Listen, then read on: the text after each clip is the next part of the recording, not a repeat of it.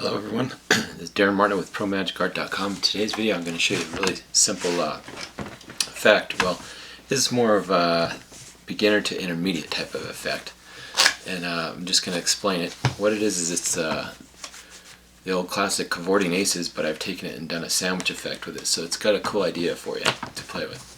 So I'm going to use, for this example, you're going to have two selected cards. Okay, you're going to control one to the bottom.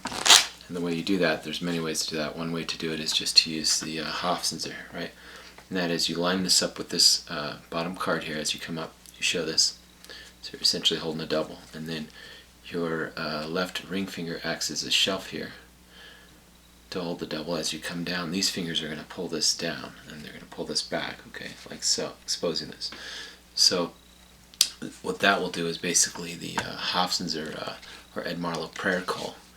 Getting that to the bottom. Okay, you're just calling it to the bottom, and then you have them push it in. You know, do little jokes like that, as you say, push it in, not all the way, la di da di da. So the first selection's on bottom. Second selection, what you're going to do is you're going to have them put it back wherever they want, and then you're going to hold a pinky break below it as that goes in. Okay, so essentially you've got, what I like to do is put it so that it's a little bit, you know, not exactly halfway, because you'll see why in a minute. It's easier for the pass coming up. Put it so that it's a little less than half, right? So when the second selection goes in, you just hold a pinky break so that that's pinky break, so it's above the pinky break, right? So now with it in the pinky break, you can do this spring little subtlety, which is you're just holding a break as you do that. And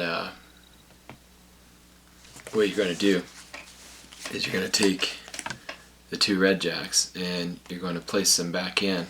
Okay, and the nice part about this is you can actually start to spread the deck, and then you can Hofzinser call that two of hearts, so that they can put it back wherever they want pretty much, because you can just move it. So I'll show you that part. You have the two of hearts Hofzinser underneath the pack, and just kind of move the cards a little bit sloppily, so that'll give you some cover there, right? Then they can put it those back. You say put those back in the middle, then they can put it back wherever they want. But that what actually goes above that, because of the Hofzinser, right, is the two of hearts representing the second selection in this. Okay, so you have the first selection on the bottom. Now if you want to, you can control that second from the bottom, just using the Hofzinser, loading it second to the bottom, and I like to do that so that you can show that it's not on the bottom. And you take the bottom card, and then essentially you're doing a Kelly, so it's basically like a glide, and then you show it's not on the bottom and the top. Okay, so for that, all you've done is you've repositioned that back to the bottom, correct? So now you've got the two jacks in the middle, the two red jacks. Then you put one black jack on the bottom and the top. So you say we're going to use the jacks to find your card. You spread through and you show you have the two black jacks on the top, two red jacks in the middle. As you do that, you get a pinky break in between the two red jacks. Okay. Now you're going to do the midnight shift. This is a Steve drawn midnight shift, so I'll do it from an exposed view. As you're squaring up the deck, you're going to kind of turn to the side here to help gives you cover. Okay, holding the deck in a bit of grip.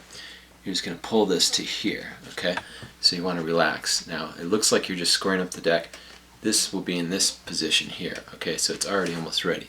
All you're going to do is you're going to move this from here to here as you move back, as you square up the deck. Okay, there's many different passes you can do, but this is just a nice way to incorporate this into the routine, to do a transposition. Now the red jack's on the top, black jack's in the middle, and then you just repeat that again.